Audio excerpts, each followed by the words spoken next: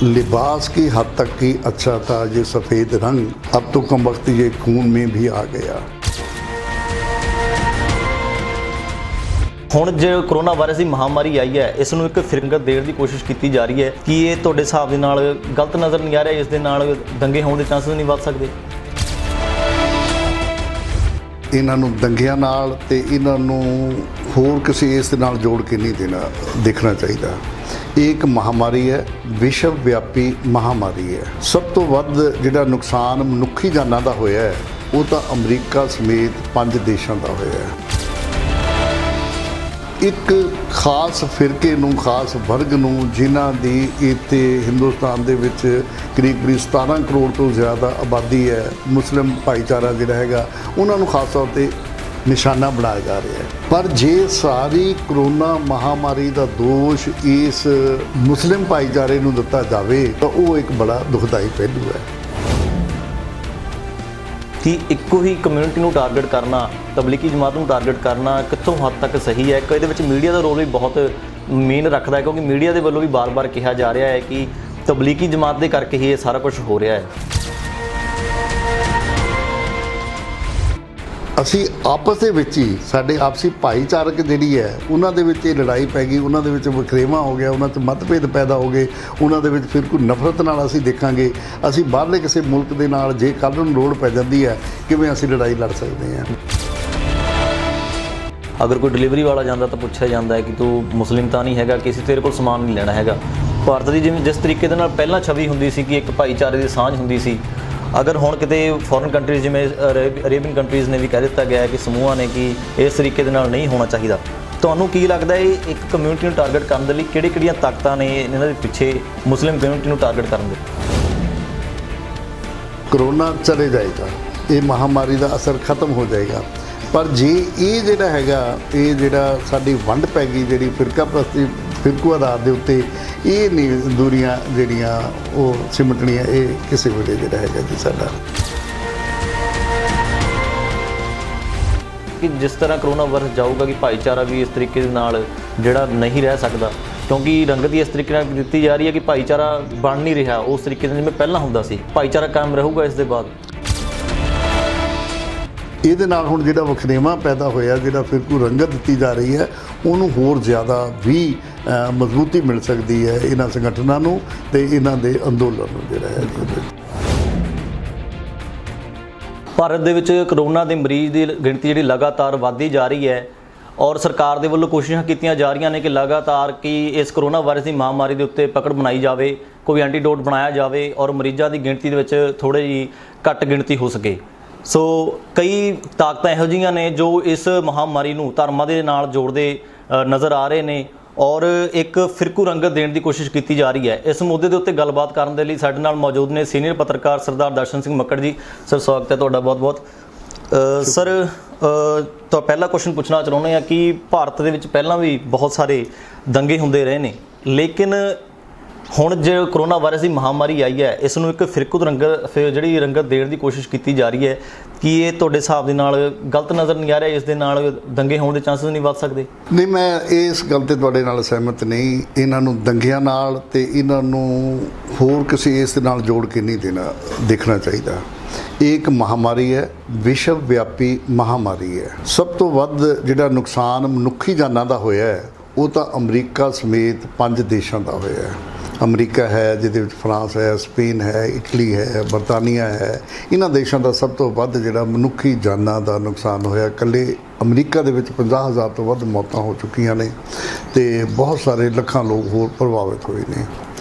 ਹਿੰਦੁਸਤਾਨ ਦੇ ਵਿੱਚ ਵੀ ਇਸ ਮਹਾਮਾਰੀ ਦਾ ਅਸਰ ਹੋਇਆ, ਪਰ ਉਹਨਾਂ ਨਹੀਂ, ਕਿਉਂਕਿ ਲਾਕਡਾਊਨ ਕਰਕੇ, ਕੁਛ ਬੰਦਿਸ਼ਾਂ ਕਰਕੇ, ਪੰਜਾਬ ਦੇ ਵਿੱਚ ਵੀ ਕਰਫਿਊ ਲੱਗਿਆ, ਇਹਦੇ ਕਰਕੇ ਸਾਡਾ ਬਹੁਤਾ ਨੁਕਸਾਨ ਨਹੀਂ ਹੋਇਆ, ਨੁਕਸਾਨ ਤੋਂ ਬਚਾਅ ਹੋ ਗਿਆ। ਲੇਕਿਨ ਇੱਕ ਗੱਲ ਮੈਂ ਜ਼ਰੂਰ ਗੁਰਦੀਪ ਜੀ ਤੁਹਾਨੂੰ ਦੱਸਣੀ ਚਾਹੁੰਦਾ ਹਾਂ ਕਿ ਇਹ ਮਹਾਮਾਰੀ ਆਈ ਹੈ, ਮਹਾਮਾਰੀ ਚਲੇ ਜਾਏਗੀ। ਹੁਣ ਵੀ ਮੀਡੀਆ ਦੇ ਵਿੱਚ ਇਸ ਤਰ੍ਹਾਂ ਹੈਗਾ ਕਿ ਗਰਮੀ ਨਾਲ ਜਾਂ ਹਿਊਮਿਡਿਟੀ ਜਿਹੜੀ ਹੈਗੀ ਹੈ, ਹੁਮਸ ਹੈ, ਇਹਦੇ ਨਾਲ ਕਰੋਨਾ ਮਰ ਜਾਏਗਾ, ਜਾਂ ਵੈਸੇ ਵੀ ਕਿਸੇ ਵੀ ਚੀਜ਼ ਦਾ ਕੋਈ ਇੱਕ ਖਾਸ ਉਮਰ ਹੁੰਦੀ ਹੈ, ਕੋਈ ਖਾਸ ਸਮਾਂ ਹੁੰਦਾ ਉਹਦੇ ਲਈ ਹੈ। ਇਹ ਤਾਂ ਆ ਕੇ ਚਲਾ ਜਾਏਗਾ ਕਰੋਨਾ ਜਿਹੜਾ ਹੈ, ਕਰੋਨਾ ਮਹਾਮਾਰੀ। ਲੇਕਿਨ ਜਿਹੜਾ ਹਿੰਦੁਸਤਾਨ ਦੇ ਵਿੱਚ ਹੈ, ਇਹਦਾ ਦੁਖਦਾਈ ਪਹਿਲੂ ਇਹ ਹੈ ਕਿ ਇੱਕ ਤਾਂ ਹਮੇਸ਼ਾ ਇੱਥੇ ਸਿਆਸਤ ਭਾਰੂ ਹੁੰਦੀ ਹੈ, ਦੂਜਾ ਇੱਥੇ ਫਿਰਕਾ ਪ੍ਰਸਤੀ ਜਿਹੜੀ ਹੈ ਉਹ ਵੀ ਜ਼ਿਆਦਾ ਬਹੁਤ ਬਲਵਾਨ ਹੈ, ਬਹੁਤ ਭਾਰੂ ਹੋ ਜਾਂਦੀ ਹੈ। ਉਹਦਾ ਬਹੁਤ ਜ਼ਿਆਦਾ ਨੁਕਸਾਨ ਚਿਰਾਂ ਤੱਕ ਸਾਨੂੰ ਦੇਖਣ ਨੂੰ ਮਿਲਦਾ ਹੈ। ਇੱਕ ਗੱਲ ਮੈਂ ਤੁਹਾਨੂੰ ਦੱਸਣੀ ਚਾਹੁੰਦਾ, ਆਪਣੇ ਜਿਹੜੇ ਸਾਡੇ ਦਰਸ਼ਕ ਨੇ ਸੁਹਿਰਦ ਲੁਧਿਆਣਾ ਟਾਈਮਜ਼ ਦੇ, ਪਬਲਿਕ ਟਾਈਮਜ਼ ਦੇ, ਉਹਨਾਂ ਨੂੰ ਮੈਂ ਜ਼ਰੂਰ ਦੱਸਣੀ ਚਾਹੁੰਦਾ ਕਿ ਅਜੇ ਕੱਲ੍ਹ ਹੀ ਸਾਡੇ ਦੇਸ਼ ਦੇ ਬਹੁਤ ਜਿਹੜੇ ਉੱਚੇ ਵਰਗ ਦੇ ਅਧਿਕਾਰੀ ਨੇ, ਸਾਬਕਾ ਅਧਿਕਾਰੀ ਨੇ, IAS ਹੈ, ਜਿਹੜੇ ਕੈਬਨਿਟ ਸੈਕਟਰੀ ਵੀ ਰਹੇ ਨੇ ਸੈਂਟਰ ਦੇ ਵਿੱਚ ਵੀ, ਰਾਜਾਂ ਦੇ ਵਿੱਚ ਵੀ, ਔਰ ਜਿਹੜੇ ਬਾਹਰ ਸਫੀਰ ਰਹੇ ਨੇ, ਰਾਜਦੂਤ ਰਹੇ ਨੇ ਵਿਦੇਸ਼ਾਂ ਦੇ ਵਿੱਚ, ਉਹਨਾਂ ਦੇ ਆਧਾਰਿਤ ਇੱਕ ਬਣਿਆ ਹੋਇਆ ਕੰਸਟੀਟਿਊਸ਼ਨਲ ਕੰਡਕਟ ਗਰੁੱਪ, ਜਿਹਨੂੰ ਅਸੀਂ ਪੰਜਾਬੀ ਦੇ ਵਿੱਚ ਸੰਵਿਧਾਨਕ ਵਿਹਾਰ ਗਰੁੱਪ ਜਾਂ ਸਮੂਹ ਵੀ ਕਹਿ ਸਕਦੇ ਹਾਂ। ਉਹਨਾਂ ਨੇ, ਗੁਰਦੀਪ ਜੀ ਮੈਂ ਦੱਸਣਾ ਚਾਹੁੰਦਾ ਕਿ ਕੱਲ੍ਹ ਦੇਸ਼ ਦੇ ਸਾਰੇ ਮੁੱਖ ਮੰਤਰੀਆਂ ਨੂੰ ਤੇ ਕੇਂਦਰੀ ਪ੍ਰਦੇਸ਼ਾਂ ਦੇ ਉਪ ਰਾਜਪਾਲਾਂ ਨੂੰ ਇੱਕ ਚਿੱਠੀ ਲਿਖੀ ਹੈ, ਖੁੱਲ੍ਹੀ ਚਿੱਠੀ ਲਿਖੀ ਹੈ, ਖੁੱਲ੍ਹਾ ਪੱਤਰ ਲਿਖਿਆ। ਉਹਦੇ ਵੱਲ ਇਹਨਾਂ ਗੱਲਾਂ ਦਾ ਧਿਆਨ ਦਿਵਾਇਆ ਕਿ ਇਸ ਜਿਹੜੀ ਕਰੋਨਾ ਮਹਾਮਾਰੀ ਹੈ ਇਹਨੂੰ ਫਿਰਕੂ ਰੰਗਤ ਵੀ ਦਿੱਤੀ ਜਾ ਰਹੀ ਹੈ, ਜਿਹੜੀ ਬਹੁਤ ਦੁਖਦਾਈ ਪਹਿਲੂ ਹੈ। ਸਾਨੂੰ ਉਹਨਾਂ ਨੇ, ਇਸ ਗਰੁੱਪ ਨੇ ਜਿਹੜਾ ਹੈਗਾ ਨਾ ਜੀ, ਭਾਰਤ ਦੇ ਵਿੱਚ, ਦੇਸ਼ ਦੇ ਵਿੱਚ ਫਿਰਕੂ ਰੰਗਤ ਖਤਮ ਕਰਕੇ ਇਦੋਂ ਭਾਈਚਾਰਕ ਸਾਂਝ ਜਿਹੜੀ ਹੈ ਵਧਾਉਣ ਦੇ ਉੱਤੇ ਜ਼ਿਆਦਾ ਜ਼ੋਰ ਦਿੱਤਾ ਹੈ। ਅਸੀਂ ਇਹ ਦੇਖਦੇ ਹਾਂ ਕਿ ਮੀਡੀਆ ਦਾ ਇੱਕ ਵੱਡਾ ਹਿੱਸਾ, ਇਲੈਕਟ੍ਰੋਨਿਕ ਮੀਡੀਆ ਦਾ, ਔਰ ਖ਼ਾਸ ਤੌਰ 'ਤੇ ਸੋਸ਼ਲ ਮੀਡੀਆ ਹੈ, ਉਹ ਇੱਕ ਖਾਸ ਫਿਰਕੇ ਨੂੰ, ਖਾਸ ਵਰਗ ਨੂੰ, ਜਿਨ੍ਹਾਂ ਦੀ ਇੱਥੇ ਹਿੰਦੁਸਤਾਨ ਦੇ ਵਿੱਚ ਕਰੀਬ 17 ਕਰੋੜ ਤੋਂ ਜ਼ਿਆਦਾ ਆਬਾਦੀ ਹੈ, ਮੁਸਲਿਮ ਭਾਈਚਾਰਾ ਜਿਹੜਾ ਹੈਗਾ, ਉਹਨਾਂ ਨੂੰ ਖਾਸ ਤੌਰ 'ਤੇ ਨਿਸ਼ਾਨਾ ਬਣਾਇਆ ਜਾ ਰਿਹਾ ਹੈ। ਮੇਰਾ ਵੀ ਇਹ ਮੰਨਣਾ ਹੈ ਤੇ ਸਮੂਹ ਨੇ ਵੀ ਮੰਨਿਆ ਹੈ, ਜਿਹੜਾ ਕੰਸਟੀਟਿਊਸ਼ਨਲ ਕੰਡਕਟ ਗਰੁੱਪ ਹੈ, ਕਿ ਤਬਲੀਗੀ ਜਮਾਤ ਦਾ ਜਿਹੜਾ ਦਿੱਲੀ ਦੇ ਨਿਜ਼ਾਮੁਦੀਨ ਦੇ ਵਿੱਚ ਸਮਾਗਮ ਕਰਾਉਣਾ ਉਹ ਗਲਤ ਸੀ, ਇਸ ਮੌਕੇ ਦੇ ਉੱਤੇ ਗਲਤੀ ਹੈ। ਪਰ ਜੇ ਸਾਰੀ ਕਰੋਨਾ ਮਹਾਮਾਰੀ ਦਾ ਦੋਸ਼ ਇਸ ਮੁਸਲਿਮ ਭਾਈਚਾਰੇ ਨੂੰ ਦਿੱਤਾ ਜਾਵੇ ਤਾਂ ਉਹ ਇੱਕ ਬੜਾ ਦੁਖਦਾਈ ਪਹਿਲੂ ਹੈ। ਜਿਵੇਂ ਅਸੀਂ ਪਹਿਲਾਂ ਕਿਹਾ ਕਿ ਇਹ ਕਰੋਨਾ ਮਹਾਮਾਰੀ ਆਈ ਹੈ, ਹਰ ਬਿਮਾਰੀ ਦਾ ਇੱਕ ਉਹਦਾ ਜਦੋਂ ਅਸੀਂ ਇਲਾਜ ਕਰਦੇ ਹਾਂ ਉਹਦਾ ਸਾਈਡ ਇਫੈਕਟ ਵੀ ਹੁੰਦੇ ਹੈ।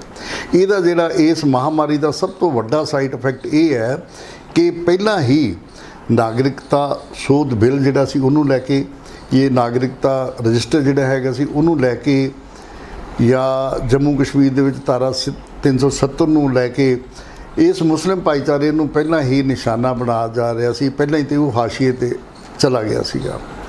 ਔਰ ਹੁਣ ਇਸ ਮਹਾਮਾਰੀ ਨੂੰ ਲੈ ਕੇ, ਕਰੋਨਾ ਮਹਾਮਾਰੀ ਨੂੰ ਲੈ ਕੇ, ਉਹਨਾਂ ਨੂੰ ਖਾਸ ਤੌਰ ਦੇ ਉੱਤੇ ਨਿਸ਼ਾਨਾ ਬਣਾਇਆ ਜਾ ਰਿਹਾ ਹੈ। ਮਤਲਬ ਇੱਥੋਂ ਤੱਕ ਸੋਸ਼ਲ ਮੀਡੀਆ ਕਹਿ ਰਿਹਾ ਹੈ ਕਿ ਇਹ ਜਿਹੜਾ ਮਹਾਮਾਰੀ ਦਾ ਸਭ ਤੋਂ ਵੱਡਾ ਕਾਰਨ ਹੈ ਉਹ ਮੁਸਲਿਮ ਭਾਈਚਾਰਾ ਹੈ, ਔਰ ਇਹਨਾਂ ਨੂੰ, ਮੁਸਲਿਮ ਭਾਈਚਾਰੇ ਨੂੰ ਉਹਨਾਂ ਨੇ ਕਰੋਨਾ ਬੰਬ ਦਾ ਤੱਕ ਨਾਮ ਹੀ ਦੇ ਦਿੱਤਾ ਹੈ, ਸੋਸ਼ਲ ਮੀਡੀਆ ਨੇ ਜਾਂ ਇਲੈਕਟ੍ਰੋਨਿਕ ਮੀਡੀਆ ਦੇ ਇੱਕ ਹਿੱਸੇ ਨੇ। ਇਹ ਬੜਾ ਦੁਖਦਾਈ ਪਹਿਲੂ ਜਿਹੜਾ ਹੈ ਸਾਡੇ ਕੋਲੇ। ਸਰ, ਦੂਜਾ ਕੁਐਸਚਨ ਮੈਂ ਤੁਹਾਨੂੰ ਪੁੱਛਣਾ ਚਾਹੁੰਦਾ ਕਿ ਕਿਹਾ ਜਾ ਰਿਹਾ ਵੀ ਜਿਹੜੀ ਤਬਲੀਗੀ ਜਮਾਤ ਹੈ ਉਸ ਨੂੰ ਟਾਰਗੇਟ ਕੀਤਾ ਜਾ ਰਿਹਾ, ਮੁਸਲਿਮ ਕਮਿਊਨਿਟੀ ਨੂੰ ਟਾਰਗੇਟ ਕੀਤਾ ਜਾ ਰਿਹਾ ਕਿ ਇਹਨਾਂ ਦੇ ਇਕੱਠ ਕਰਕੇ ਹੀ ਜਿਹੜਾ ਅੱਗੇ ਕਰੋਨਾ ਵਾਇਰਸ ਦੇ ਹੋਰ ਪੇਸ਼ੈਂਟਸ ਜਿਹੜੇ ਅੱਗੇ ਆਏ ਨੇ ਇਨਫੈਕਟਡ, ਤਾਂ 9 ਮਾਰਚ ਤੋਂ 19 ਮਾਰਚ ਤੱਕ ਹੋਰ ਵੀ ਕਈ ਇਕੱਠ ਹੋਏ ਹੋਣਗੇ ਜਿਨ੍ਹਾਂ ਦੇ ਵਿੱਚ ਗੈਦਰਿੰਗ ਹੋਈ ਹੋਊਗੀ, ਇਕੱਠ ਹੋਇਆ ਹੋਊਗਾ, ਅਲੱਗ-ਅਲੱਗ ਸਮਾਗਮ ਹੋਏ ਹੋਣਗੇ।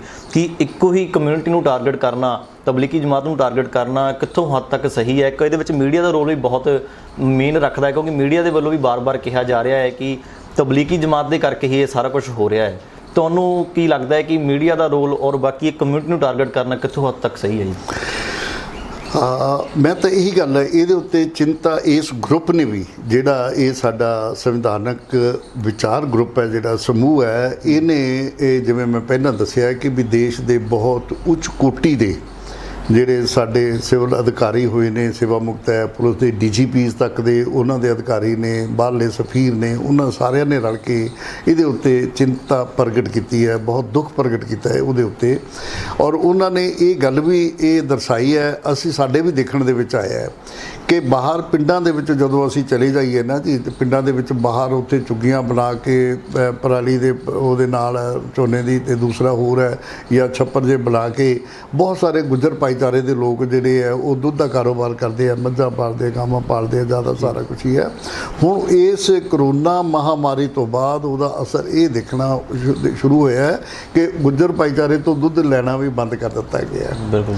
ਔਰ ਇੱਥੋਂ ਤੱਕ ਇਹ ਸੀਗਾ ਕਿ ਜਿਵੇਂ ਹੁਣ ਅਸੀਂ ਦੇਖਦੇ ਹਾਂ ਵੀ ਇਹ ਪੰਜਾਬ 'ਚ ਵੀ ਕਰਫਿਊ ਹੈ, ਵੈਸੇ ਵੀ ਲੋਕਡਾਊਨ ਹੈ, ਬਾਜ਼ਾਰ ਬੰਦ ਨੇ। ਦੂਸਰਾ ਹੈ ਕੁਛ ਜਗ੍ਹਾ ਦੇ ਉੱਤੇ ਕੁਛ ਦੁਕਾਨਾਂ ਨੂੰ ਜਾਂ ਕੁਛ ਵੱਡੇ ਜਿਹੜੇ ਹੈਗੇ ਨੇ ਉਹਨਾਂ ਨੂੰ ਹੋਮ ਡਿਲੀਵਰੀ ਦੀ ਆਗਿਆ ਦਿੱਤੀ ਜਾ ਗਈ ਹੈ।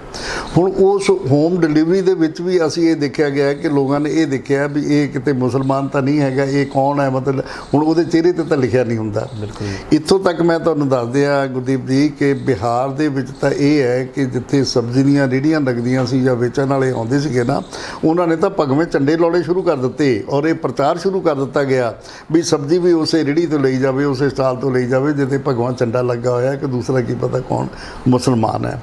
ਸੋ ਇਹ ਜਿਹੜਾ ਇੱਕ ਬਹੁਤ ਹੀ ਦੁਖਦਾਊ ਪਹਿਲੂ ਹੈ, ਇਹਨੂੰ ਫਿਰਕੂ ਰੰਗਤ ਹਰਗਿਜ਼ ਨਹੀਂ ਦਿੱਤੀ ਜਾਣੀ ਚਾਹੀਦੀ, ਕਿਸੇ ਵੀ ਕੀਮਤ 'ਤੇ ਵੀ ਨਹੀਂ ਦਿੱਤੀ ਜਾਣੀ ਚਾਹੀਦੀ ਜਿਹੜੀ ਹੈ, ਕਿਉਂਕਿ ਇਹ ਸਾਡੀ ਭਾਈਚਾਰਕ ਸਾਂਝ ਹੈ ਜਿਹੜੀ ਹੈ ਇਹਦੇ ਵਿੱਚ ਬਹੁਤ ਜ਼ਿਆਦਾ ਮਤਲਬ ਚੰਗਾ ਹੈ ਮਜ਼ਬੂਤੀ ਨਾਲ। ਜੇ ਇਹ ਵੰਡ ਪੈ ਗਈ, ਜਿਹੜੇ ਹੁਣ ਇਸਲਾਮਿਕ ਦੇਸ਼ਾਂ ਦਾ ਇੱਕ ਸਮੂਹ ਹੈ ਉਹਨਾਂ ਨੇ ਇਸ ਗੱਲ ਦੀ ਬਹੁਤ ਨਿੰਦਾ ਕੀਤੀ ਹੈ ਔਰ ਉਹਨਾਂ ਨੇ ਸਰਕਾਰ ਨੂੰ ਇਸ ਗੱਲ ਦਾ ਕਿਹਾ ਕਿ ਇਹ ਬਿਲਕੁਲ ਨਾ ਕੀਤਾ ਜਾਵੇ, ਕਿਉਂਕਿ ਵਿਸ਼ਵ ਦੇ ਵਿੱਚ ਜੇ ਅਸੀਂ ਸੰਸਾਰ ਦੇ ਵਿੱਚ ਝਾਤ ਮਾਰੀਏ ਤਾਂ ਮੁਸਲਿਮ ਦੇਸ਼ਾਂ ਦਾ ਗਰੁੱਪ ਜਿਹੜਾ ਹੈਗਾ ਉਹ ਸਮੂਹ ਹੈ ਉਹ ਵੀ ਕਾਫੀ ਵੱਡਾ ਹੈਗਾ, ਕਾਫੀ ਪ੍ਰਭਾਵਸ਼ਾਲੀ, ਕਾਫੀ ਅਸਰ ਰੱਖਦਾ ਹੈਗਾ। ਹੁਣ ਜੇ ਅਸੀਂ ਆਪਸ ਦੇ ਵਿੱਚ ਹੀ ਸਾਡੇ ਆਪਸੀ ਭਾਈਚਾਰਕ ਜਿਹੜੀ ਹੈ ਉਹਨਾਂ ਦੇ ਵਿੱਚ ਇਹ ਲੜਾਈ ਪੈ ਗਈ, ਉਹਨਾਂ ਦੇ ਵਿੱਚ ਵਖਰੇਵਾਂ ਹੋ ਗਿਆ, ਉਹਨਾਂ 'ਚ ਮਤਭੇਦ ਪੈਦਾ ਹੋ ਗਏ, ਉਹਨਾਂ ਦੇ ਵਿੱਚ ਫਿਰ ਕੋਈ ਨਫ਼ਰਤ ਨਾਲ ਅਸੀਂ ਦੇਖਾਂਗੇ। ਅਸੀਂ ਬਾਹਰਲੇ ਕਿਸੇ ਮੁਲਕ ਦੇ ਨਾਲ ਜੇ ਕੱਲ੍ਹ ਨੂੰ ਲੋੜ ਪੈ ਜਾਂਦੀ ਹੈ ਕਿਵੇਂ ਅਸੀਂ ਲੜਾਈ ਲੜ ਸਕਦੇ ਹਾਂ। ਬਿਲਕੁਲ ਜੀ। ਠੀਕ ਹੈ ਨਾ।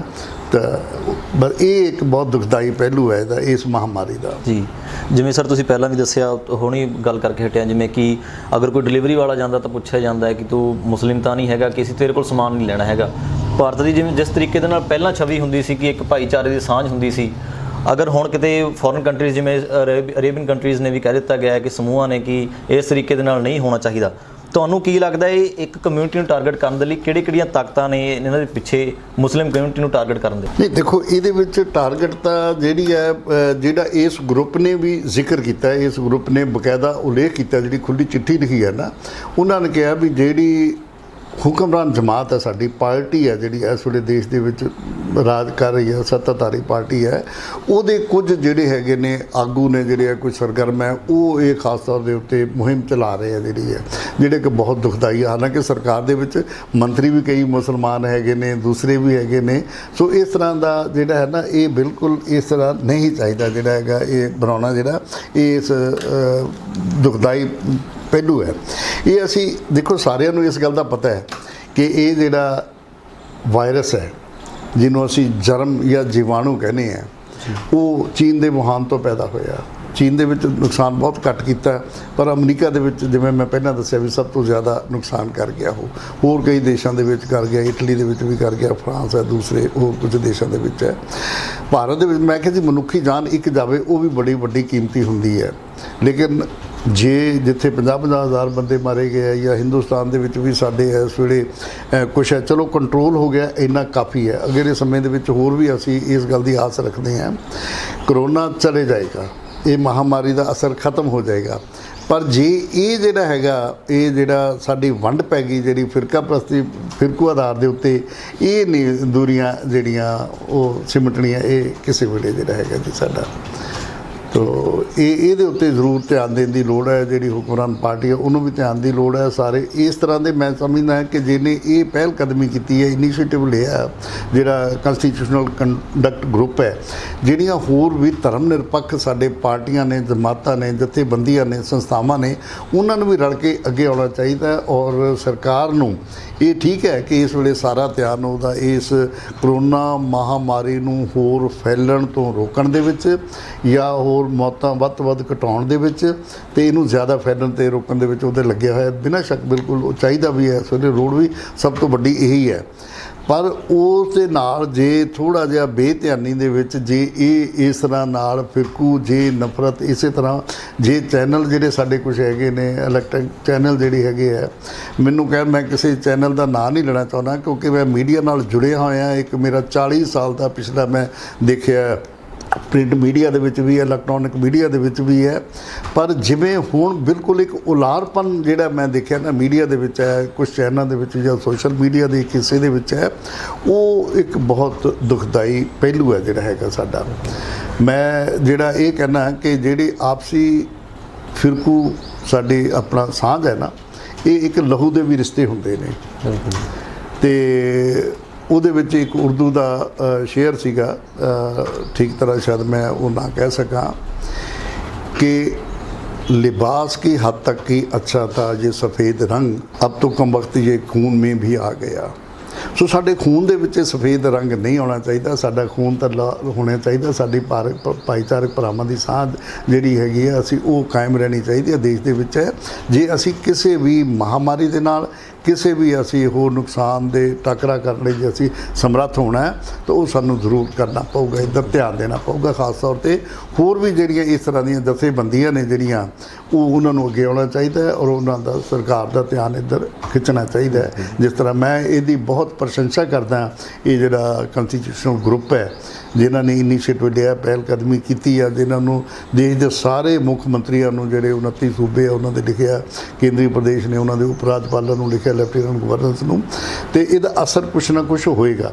ਪਰ ਇਹਨੂੰ ਇੱਕ ਮੁਹਿੰਮ ਦੇ ਤੌਰ ਦੇ ਉੱਤੇ ਲਿਆ ਜਾਣਾ ਚਾਹੀਦਾ। ਬਾਕੀ ਵੀ ਜਿਹੜੀਆਂ ਨੇ ਹਮ ਖਿਆਲ ਜਾਂ ਦੂਸਰੀਆਂ ਜਥੇਬੰਦੀਆਂ ਨੇ ਜਿਹੜੀਆਂ ਸਾਡੇ ਸੰਵਿਧਾਨਕ ਸੋਚ ਨੂੰ ਪਹਿਲ ਦਿੰਦੀਆਂ ਨੇ, ਜਿਹੜੀਆਂ ਇਸ ਤਰ੍ਹਾਂ ਦੀਆਂ ਹੈਗੀਆਂ ਨੇ ਧਰਮ ਨਿਰਪੱਖਤਾ ਦਾ ਝੰਡਾ ਬੁਲੰਦ ਕਰਨ ਵਾਲੀਆਂ ਨੇ, ਉਹਨਾਂ ਨੂੰ ਜ਼ਰੂਰ ਇੱਧਰ ਧਿਆਨ ਦੇਣਾ ਚਾਹੀਦਾ। ਸਰ, ਜਿਵੇਂ ਕਿ ਕਰੋਨਾ ਵਾਇਰਸ ਹੁਣ ਆਇਆ, ਮਹਾਮਾਰੀ ਆਈ ਆ, ਇਹ ਇੱਕ ਨਾ ਇੱਕ ਦਿਨ ਚਲੀ ਜ਼ਰੂਰ ਜਾਊਗੀ, ਲੇਕਿਨ ਜਿਵੇਂ ਕਿ ਰੰਗਤ ਦਿੱਤੀ ਜਾ ਰਹੀ ਹੈ, ਇੱਕ ਫਿਰਕੂ ਰੰਗਤ ਦਿੱਤੀ ਜਾ ਰਹੀ ਕਮਿਊਨਿਟੀ ਨੂੰ, ਮੁਸਲਿਮ ਕਮਿਊਨਿਟੀ ਨੂੰ ਟਾਰਗੇਟ ਕਰਕੇ, ਤੁਹਾਨੂੰ ਇਸ ਤਰੀਕੇ ਦੇ ਨਾਲ ਨਹੀਂ ਲੱਗਦਾ ਕਿ ਜਿਸ ਤਰ੍ਹਾਂ ਕਰੋਨਾ ਵਾਇਰਸ ਜਾਊਗਾ ਕਿ ਭਾਈਚਾਰਾ ਵੀ ਇਸ ਤਰੀਕੇ ਦੇ ਨਾਲ ਜਿਹੜਾ ਨਹੀਂ ਰਹਿ ਸਕਦਾ? ਕਿਉਂਕਿ ਰੰਗਤ ਹੀ ਇਸ ਤਰੀਕੇ ਨਾਲ ਦਿੱਤੀ ਜਾ ਰਹੀ ਹੈ ਕਿ ਭਾਈਚਾਰਾ ਬਣ ਨਹੀਂ ਰਿਹਾ ਉਸ ਤਰੀਕੇ ਨਾਲ ਜਿਵੇਂ ਪਹਿਲਾਂ ਹੁੰਦਾ ਸੀ। ਭਾਈਚਾਰਾ ਕਾਇਮ ਰਹੂਗਾ ਇਸ ਦੇ ਬਾਅਦ?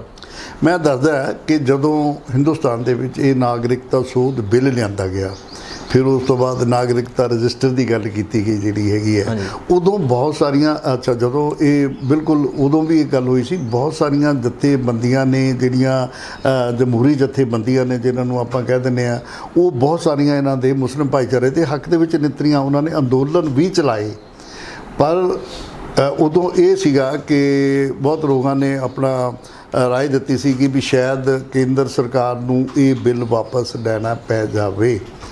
ਪਰ ਇਨ ਬਿਟਵੀਨ ਇਸੇ ਸਮੇਂ ਦੌਰਾਨ ਹੀ ਇਹ ਜਿਹੜਾ ਹੈਗਾ ਜਨਵਰੀ ਤੋਂ ਸ਼ੁਰੂ ਹੋਇਆ, ਸਾਡੇ ਤਾਂ ਚਲੋ ਮਾਰਚ ਦੇ ਵਿੱਚ ਲਾਕਡਾਊਨ ਇਹ ਹੋਇਆ, ਉਦੋਂ ਤੱਕ ਸਾਡੇ ਕੋਈ 600-700 ਲੋਕ ਜਿਹੜੇ ਪ੍ਰਭਾਵਿਤ ਵੀ ਹੋ ਚੁੱਕੇ ਸੀਗੇ, ਕਿਉਂਕਿ ਪਰ ਚਲੋ ਟਰੰਪ ਨੇ ਆਉਣਾ ਸੀਗਾ ਗੁਜਰਾਤ ਦੇ ਵਿੱਚ, ਸਰਕਾਰ ਨੇ ਉਹਦੇ ਸਵਾਗਤ ਦੀਆਂ ਤਿਆਰੀਆਂ ਦੇ ਵਿੱਚ ਜਾਂ ਹੋਰ ਕਈ ਕੁਛ ਇੱਧਰ ਸੀਗੀਆਂ, ਕੁਝ ਸਿਆਸੀ ਜਿਹੜੀ ਹੈ ਉਹਦਾ ਸਰਕਾਰਾਂ ਡਿੱਗਣ ਦੇ ਵਿੱਚ ਅਤੇ ਨਵੀਆਂ ਬਣਾਉਣ ਦੇ ਵਿੱਚ ਉਹ ਲੱਗੇ ਰਹੇ, ਉੱਧਰ ਮੱਧ ਪ੍ਰਦੇਸ਼ ਦੇ ਵਿੱਚ ਜਾਂ ਇਸ ਤਰ੍ਹਾਂ, ਅਤੇ ਉੱਧਰ ਮਸਰੂਫ ਰਹਿਣ ਕਰਕੇ ਇੱਧਰ ਧਿਆਨ ਨਹੀਂ ਦੇ ਸਕੇ।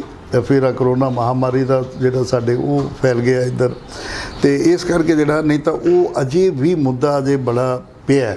ਜਦੋਂ ਵੀ ਹੁਣ ਇਹ ਕਰੋਨਾ ਮਹਾਮਾਰੀ ਦਾ ਅਸਰ ਖਤਮ ਹੁੰਦਾ ਹੈ ਔਰ ਇਹ ਜਾਂਦਾ ਹੈ ਅਤੇ ਉਹ ਦੁਬਾਰਾ ਫਿਰ ਜਿਹੜਾ ਹੈਗਾ ਨਾ ਜੀ, ਉਹ ਮੁੱਦਾ ਅਜੇ ਮਰਿਆ ਨਹੀਂ, ਮੁੱਦਾ ਅਜੇ ਉਸੇ ਤਰ੍ਹਾਂ ਜ਼ਿੰਦਾ ਹੈਗਾ ਔਰ ਉਹਨੂੰ ਦੁਬਾਰਾ ਉਹਦੇ ਨਾਲ ਹੈ। ਅਤੇ ਇਹਦੇ ਨਾਲ ਹੁਣ ਜਿਹੜਾ ਵਖਰੇਵਾਂ ਪੈਦਾ ਹੋਇਆ, ਜਿਹੜਾ ਫਿਰਕੂ ਰੰਗਤ ਦਿੱਤੀ ਜਾ ਰਹੀ ਹੈ, ਉਹਨੂੰ ਹੋਰ ਜ਼ਿਆਦਾ ਵੀ ਮਜ਼ਬੂਤੀ ਮਿਲ ਸਕਦੀ ਹੈ ਇਹਨਾਂ ਸੰਗਠਨਾਂ ਨੂੰ ਅਤੇ ਇਹਨਾਂ ਦੇ ਅੰਦੋਲਨ ਨੂੰ ਜਿਹੜਾ ਹੈ ਉਹਦੇ ਵਿੱਚ। ਬਹੁਤ ਬਹੁਤ ਧੰਨਵਾਦ ਸਰ ਤੁਹਾਡਾ। ਸੋ ਇਹ ਸਨ ਸਾਡੇ ਸੀਨੀਅਰ ਪੱਤਰਕਾਰ ਸਰਦਾਰ ਦਰਸ਼ਨ ਸਿੰਘ ਮੱਕੜ ਜੀ, ਜਿਨ੍ਹਾਂ ਦਾ ਕਹਿਣਾ ਹੈ ਕਿ ਕਰੋਨਾ ਵਾਇਰਸ ਜ਼ਰੂਰ ਚਲਾ ਜਾਏਗਾ, ਭਾਈਚਾਰਾ ਬਣਾ ਕੇ ਰੱਖਣਾ ਚਾਹੀਦਾ ਸਾਨੂੰ। ਅਗਰ ਕੋਈ ਵੀ ਤਾਕਤਾਂ ਜਿਹੜੀਆਂ ਨੇ ਕਰੋਨਾ ਵਾਇਰਸ ਦੇ ਕਰਕੇ ਇਸ ਨੂੰ ਫਿਰਕੂ ਰੰਗਤ ਦੇਣ ਦੀ ਕੋਸ਼ਿਸ਼ ਕਰ ਰਹੀਆਂ ਨੇ, ਜੋ ਇੱਕ ਕਮਿਊਨਿਟੀ ਨੂੰ ਟਾਰਗੇਟ ਕਰ ਰਹੀਆਂ ਨੇ, ਉਹਨਾਂ ਦੇ ਵੱਲ ਧਿਆਨ ਨਹੀਂ ਦੇਣਾ ਚਾਹੀਦਾ, ਸਗੋਂ ਇੱਕ ਭਾਈਚਾਰਾ ਬਰਕਰਾਰ ਰੱਖਣਾ ਚਾਹੀਦਾ ਹੈ। ਸੋ ਇਸੇ ਤਰ੍ਹਾਂ ਅਸੀਂ ਵੀ ਤੁਹਾਨੂੰ ਇਸੇ ਤਰ੍ਹਾਂ ਦੀ ਅਪੀਲ ਕਰਾਂਗੇ ਕਿ ਕਿਰਪਾ ਕਰਕੇ ਕਿਸੇ ਵੀ ਮਹਾਮਾਰੀ ਨੂੰ ਧਰਮਾਂ ਦੇ ਨਾਲ ਨਾ ਜੋੜੋ ਔਰ ਭਾਈਚਾਰਾ ਬਣਾ ਕੇ ਰੱਖੋ, ਕਿਸੇ ਵੀ ਕਮਿਊਨਿਟੀ ਨੂੰ ਟਾਰਗੇਟ ਨਾ ਕਰੋ। ਸੋ ਵਧੇਰੇ ਅਪਡੇਟਸ ਲਈ ਜੁੜੇ ਰਹੋ ਲੁਧਿਆਣਾ ਟਾਈਮਜ਼ ਦੇ ਨਾਲ। ਮੈਂ ਗੁਰਦੀਪ ਸਿੰਘ, ਕੈਮਰਾਮੈਨ ਸਨਮ ਦੇ ਨਾਲ। ਧੰਨਵਾਦ।